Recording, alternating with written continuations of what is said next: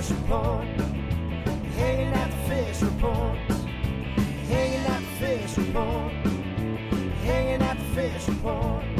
For your latest news in high school sports, tune in to the fish report.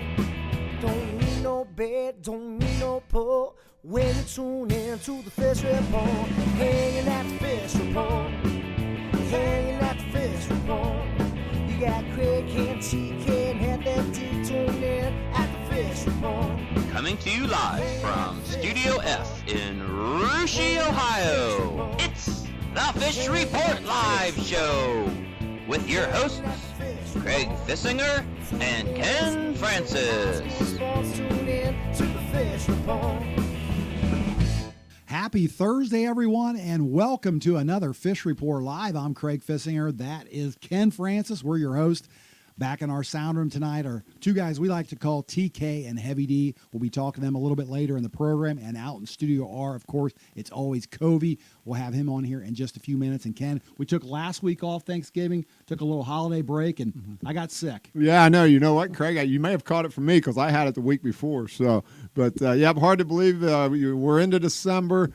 Christmas is just around the corner, Craig, and a lot of action heating up in the gymnasiums and a lot of boys and girls games going on, Craig, and it's fun. It's a great time of the year. It's great to see what some of these teams got. Everybody always comes into the season thinking, okay, they're going to be good, and now we're finding out, aren't we? We're finding out. We're seeing some scores, and we're going to see a lot more this weekend, and it's going to be an exciting week of basketball. Yeah, basketball is a long season. November is very short, of course. Then you get into December, so we're kind of at the next level. A couple weeks ago on the show, we were talking some girls basketball, and we're going to continue our talk about girls. And tonight, for the first time, we're going to talk about boys basketball. Yeah, we are, Craig. Really looking forward to talking to the head coach of the Fairlawn Jets, Coach Brad Francis. The Russia alumni and lives right here in Russia, and he's got a lot of talent over there at Fairlawn this year, and he's an exciting coach that really likes to stress the defensive end of the floor, and he's got a lot of experience, and I think he's going to do a really nice job over there with the Fairlawn Jets, and looking forward to talking to him and about some of his players that he's got this year. All right, well, let's get things started talking. Like I said, some girls basketball. We'll continue our talk from a couple weeks ago. We kind of previewed what was coming up around the county. Let's look at those standings. I know we're only 2 weeks into the season, Ken, but let's see where we're at after 2 weeks. Well, Craig, I'm going to start at the top, and I'm going to say it every week. The 0 on the extreme far right of Fort Loramie's overall schedule. Just keep it there all year because nobody's going to beat them. They're going 30-0. You heard it here first. The rest of the league, you got Anna, Bakens, Rushi. Teams like that are going to be fighting it out all year long, I think. And, Rushi Raiders already got 5 games in, Craig. Heck, that's, they've been playing a lot. So just a lot of action there, some really good girls teams. But I tell you what, Craig, the Fort Loramie Redskins, Coach Carla Siegel, I know a lot of people are going to get tired of hearing it, but they totally dismantled a very good West Liberty team the other night, tore apart the two-time defending state champs, Minster Wildcats already. So the Redskins are the real deal, and Coach Carla Siegel and her team's going to be sitting up top there all year, I promise. Well, for a little bit of analysis on that, let's head out to Studio R and check in with Covey. Of course, he's always got some good things to talk about. Covey, I got a chance to watch those Fort Loramie Redskins that Ken was talking about. They were at the Claire C. Naveau Gymnasium last Saturday, and one thing I noticed was Coach Siegel took out her 5 starters there and brought in 5 new girls, and it looked the exact same as when those 5 starters came out.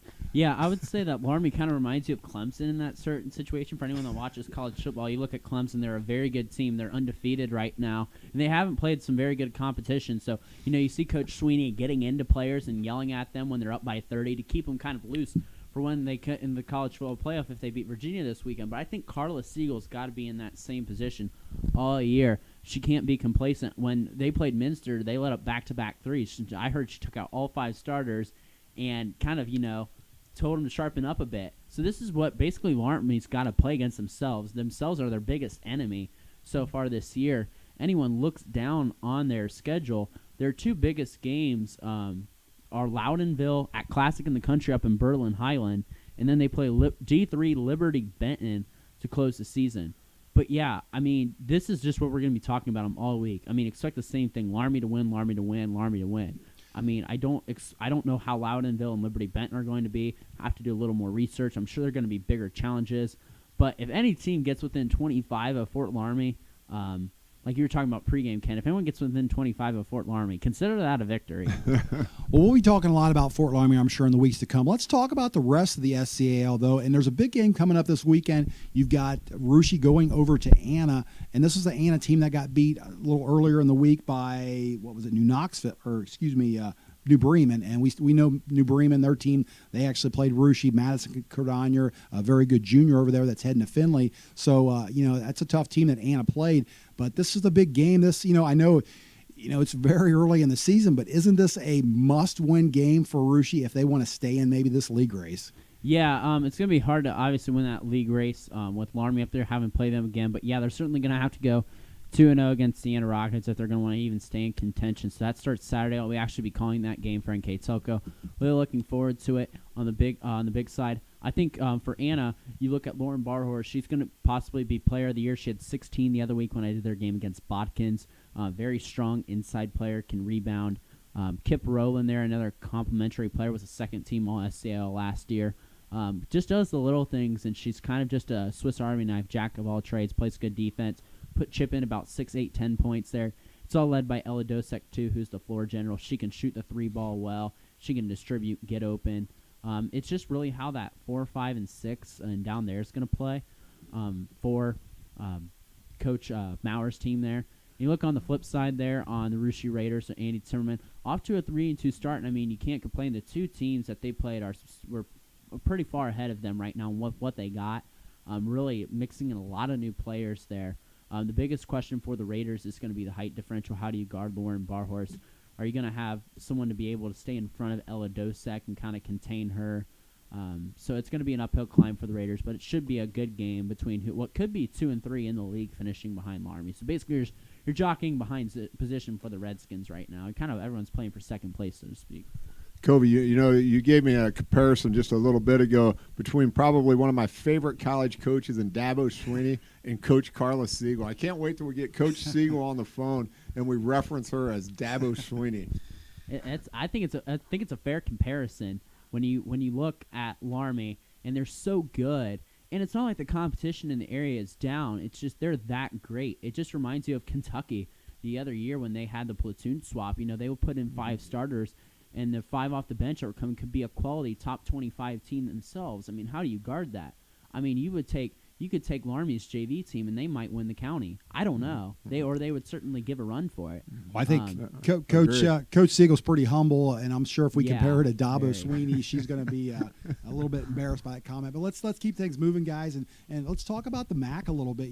They're underway, and of course a lot of those teams that we see in the SCAL and some of our neighbors. Let's go over those standings real quick, guys, and just take a look at them, I guess. And you see Versailles at top there, Marion's in there, New Bremen, a team that we've saw already, and you've got a plethora of good teams there, and not a single one of them has a losing record yet. Pretty impressive right there when you look at Marion Local at 4-0, New Bremen at 3-0, Versailles at 3-1.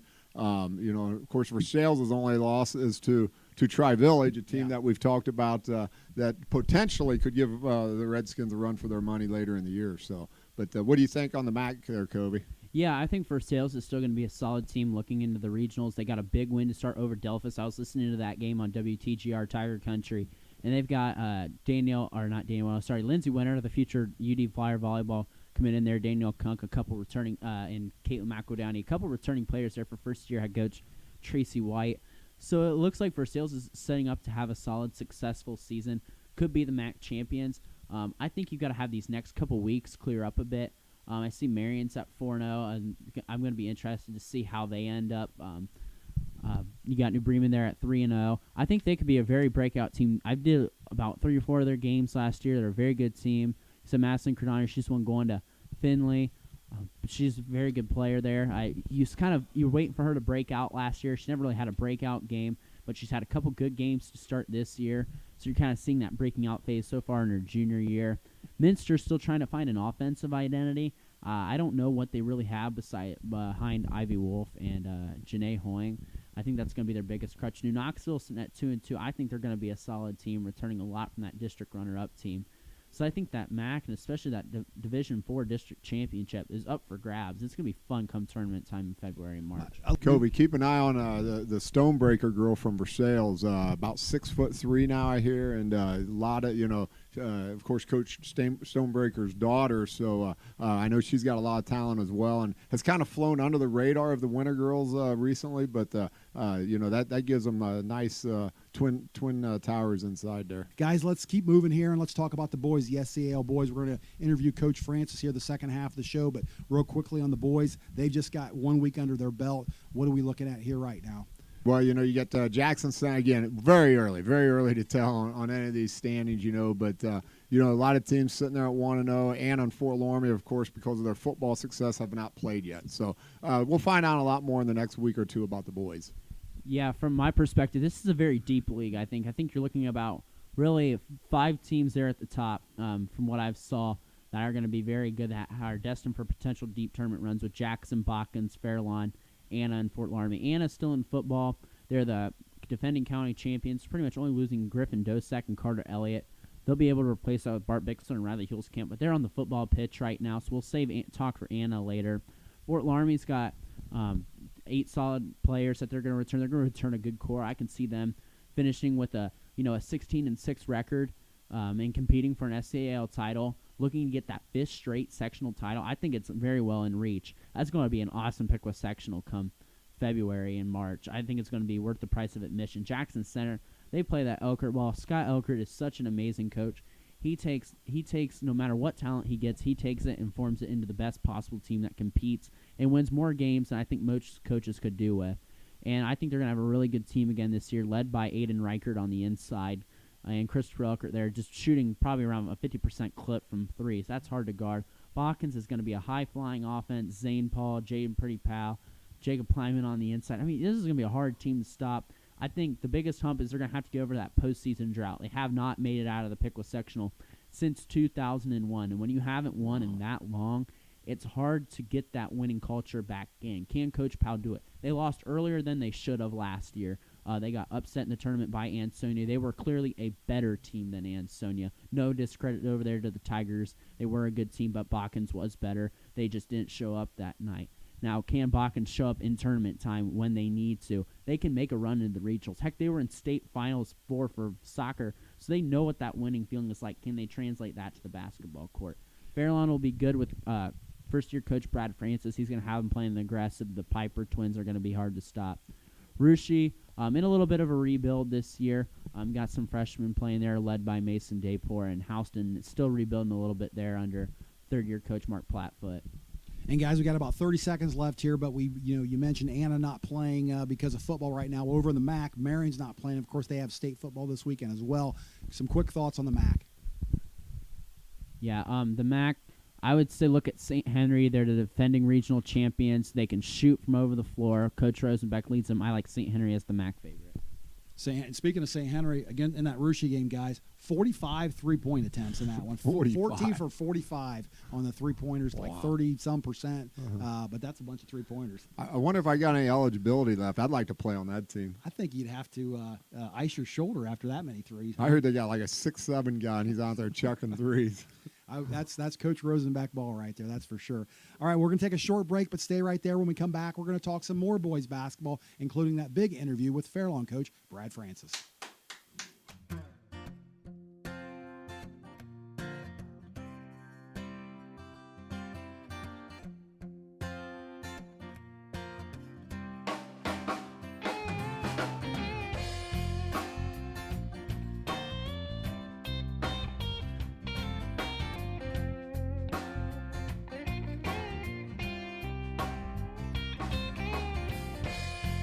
The boys will be playing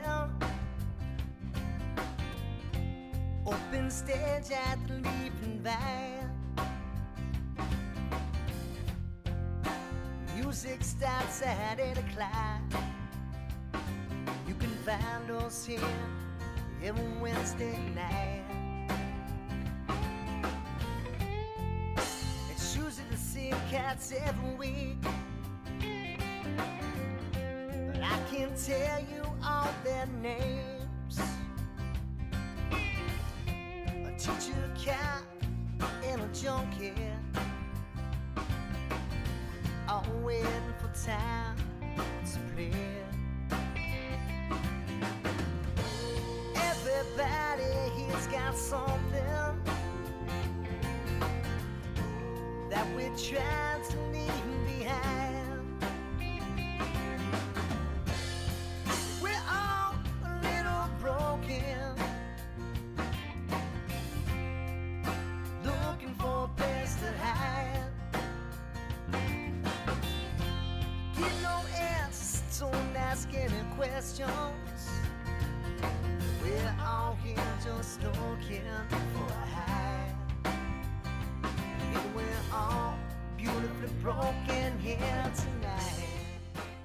And welcome back to the second half of Fish Report Live. Before the break, we were talking some SCAL and MAC girls and boys basketball. That brings us to our next guest. He's been a coach in both the SCAL and the MAC for many years. This year, he takes over the Fairlawn Jets boys program. We welcome to the show now, Brad Francis. Coach, thanks for joining us on Fish Report Live. Thanks for having me. Well, listen, we're glad that you're finally wearing blue again. You know, you was an assistant here at Russia for all those years, and then you changed your colors to red for a little bit. Now you're finally back wearing blue again. Coach, what went into your decision to take over this Jets program? Well, a couple weeks after the job became available, I'd given it some thought, but not a whole lot. And I got a phone call from Fairlawn Superintendent Jeff Hobbs, asked if I would come in and talk. And things progressed. One thing led to another, and pretty soon I was offered the position, and that's kind of how it went down. Well, Coach, listen, we were discussing the competitiveness of the SCAL before the break, talking about all the teams this year. You know, some of them have got underway. Some of them are starting this weekend. I'm going to get a coach's perspective on this. What's your thoughts on the strength of the league this year? Well, it's very, very competitive, as competitive as I can remember it. In no particular order, I guess it's alphabetical order if I say it this way, but anybody you talk to, not just me, but anybody you talk to mentions Anna, Botkins, Fort Loramie, and Jackson Center as being, you know, teams to beat. But as soon as I say that, I'm not going to discount Coach Porcher at Russia or Coach Flatfoot at Houston. I better have my kids ready to play at both those places without sliding them, because I know all the coaches in this league, and I know how hard they work, and I just know how competitive the league's going to be this year. So should be fun. Hi, Coach. This is Ken. You opened up your schedule last Saturday night at Bradford, convincing win over the Railroaders. And now, because of some teams in football, you get a long break. Your next game's not till December the 13th. What is your team working on now? How are you keeping them fresh during this long break? Well, we started practice November 1st. Tonight we had our 23rd practice of the year.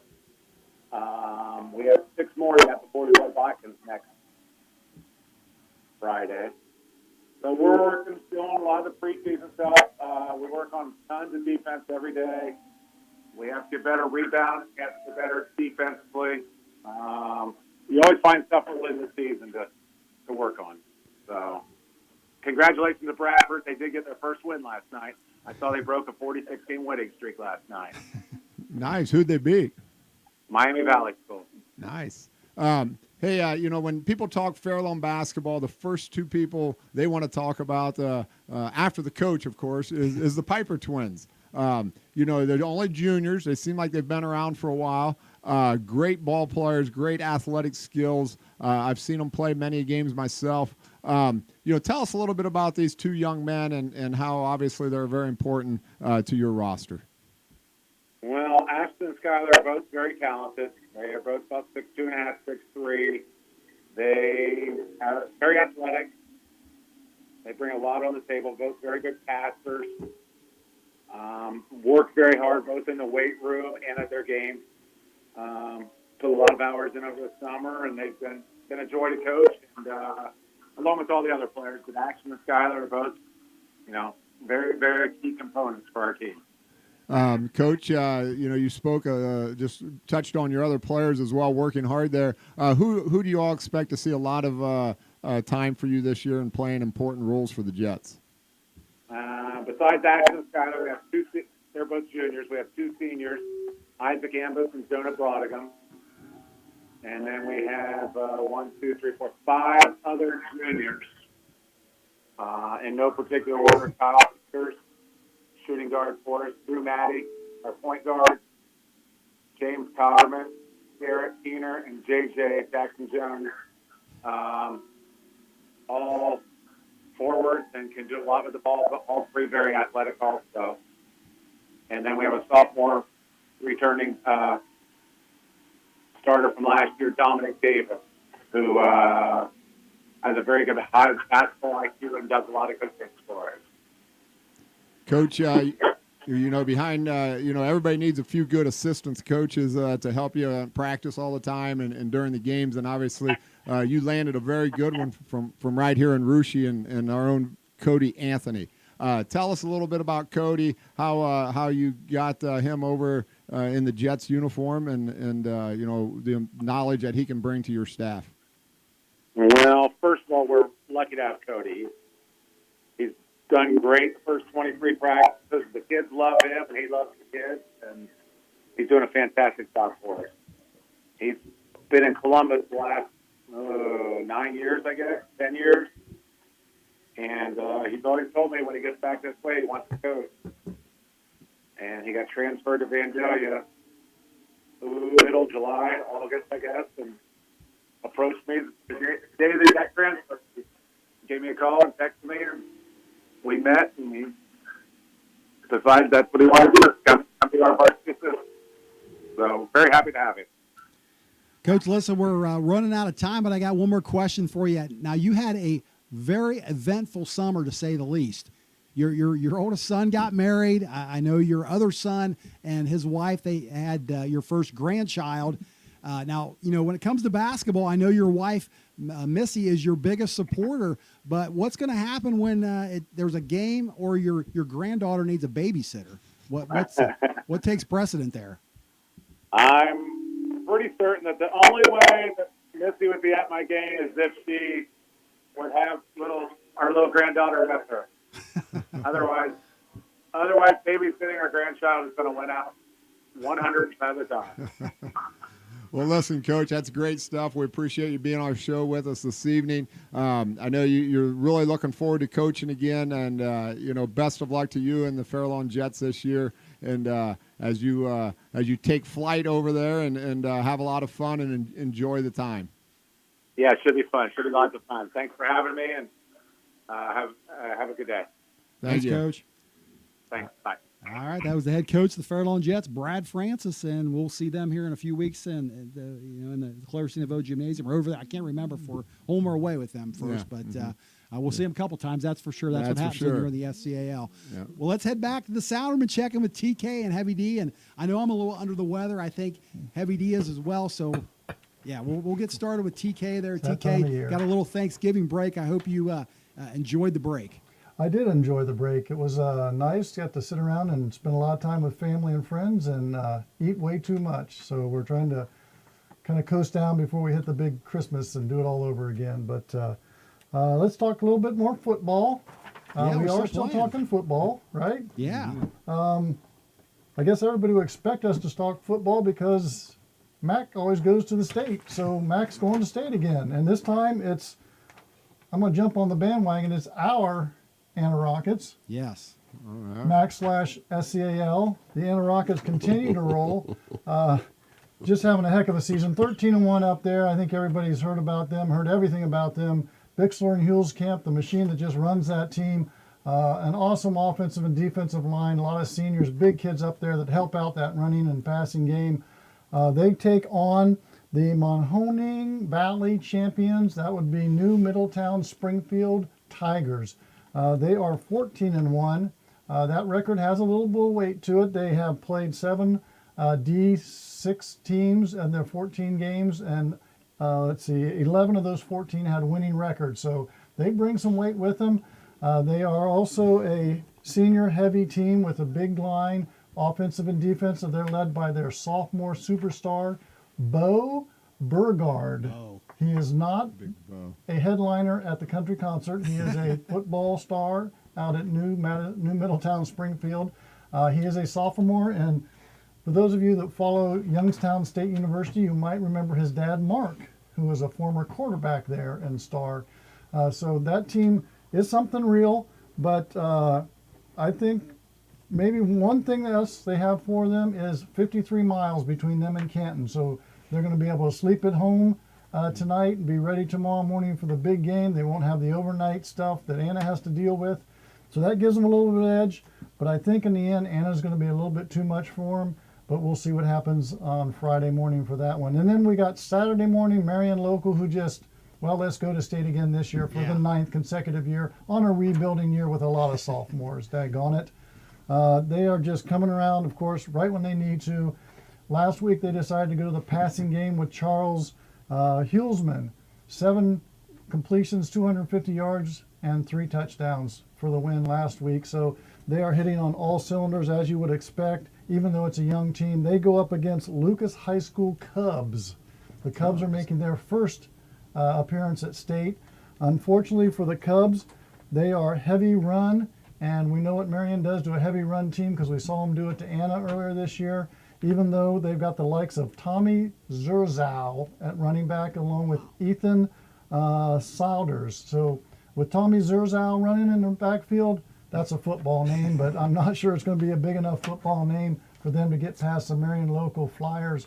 So I see the MAC going to 136 state championships after this weekend, and it'll be a lot of celebrations back here on this side of Ohio when we get done with stuff on Saturday afternoon. Unreal, guys. Unreal. That's good coverage there, TK. Yeah, I know you two and your side jobs that you work during the day for like 10, 12 hours. You're around a lot of those Anna Marion local fans. Is there still a buzz when these teams go to state? I know there probably is for Anna, isn't there? Yeah, a lot of buzz around Anna, a lot of excitement. They've been working for 19 years, I think they've been playing football. Going into this year, they were 2-11 in the postseason, and then they've rolled through this one. So finally, they're making that break and making a name for themselves. So, but I guess on the Marion side, like I said, 9 years in a row. It's just, well, it's the week after Thanksgiving. Let's go to Canton or Columbus or somewhere and watch some more football.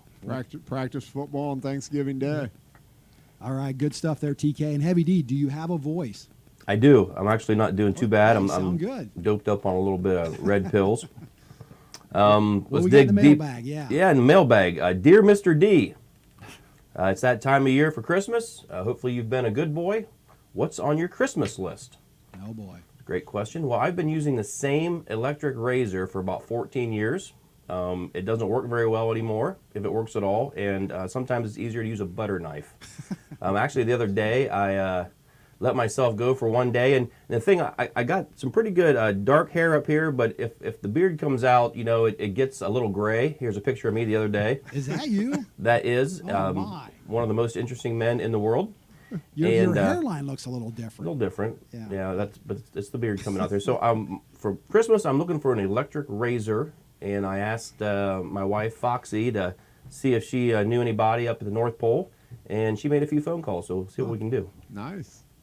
Good stuff. Well, I was still kind of searching for something for Heavy D's, so maybe I'll give Foxy a call and tell her to maybe she can get something else. Yeah, a little Brute 33 aftershave, Craig. Yeah, there you go.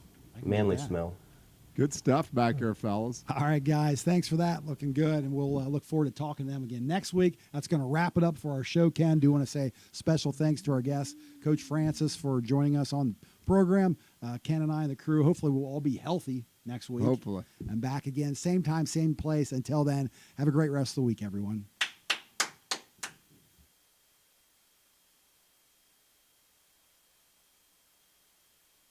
Hanging at the fishing pond, hanging at the fishing pond, hanging at the fishing pond, hanging at the fishing pond.